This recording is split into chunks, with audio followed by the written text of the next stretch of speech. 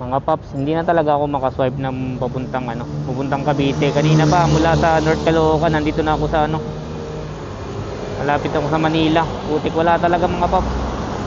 So may solusyon naman dito para makakuha ko. Kaso delikado kasi to, baka mabad naman yung aking account kaagad. Pero ito mga paps, swipe tayo dyan. Hindi na pwede mga paps. Negative na talaga, putik na yan. Naik pa yung punta natin, sobrang layo mga paps. Putik na 68 km, walang kasabay. So meron namang may solusyon naman dito sana. I-arrive ko na.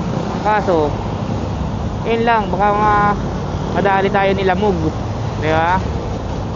Pero kailangan natin gawin to ata paps. Putik na yan. Ito yung solusyon na isa para paps, para makakuha tayo. I-arrive natin, pero huwag natin ng picturean. Tapos kumuha ngayon tayo ng papunta doon. Habang tayo mga paps, putang ina talaga. So yan naman kasi mga paps, mababa naman agad yung ating account dyan pag ganyan. Yun lang ng dyan. Kaya wag niyong subukan mga paps. Talagang advice na lang, wag na lang talagang kumuha ng malayo. Putik na lamog to eh. Hanap tayo ng kaso malayo. Sayang to, malayo kasi ang pick up eh.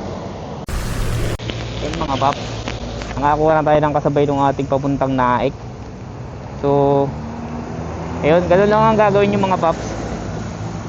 Kaso ito kasi medyo delikado. Ito yung kanina nating wala tayong makuha ng kasabay, ni-arrive na natin. So ito, nakakuha na tayo papuntang Imus. So gagawin daw 500 dyan. Ayos na yun mga paps. So ang downside lang dito, delikado tayong maban dyan mga paps. Kasi ni-arrive na natin. Ni-arrive na natin, nandito pa lang tayo sa Caloocan South. Anong choice natin, di ba paps? Kaysa pag dumaritso tayo sa Naik ng ang dala lang natin ay yung isang booking na yun, wala naman talaga tayong kikitain eh. So ito, yan sa palaran na ika nga. Ride safe mga paps.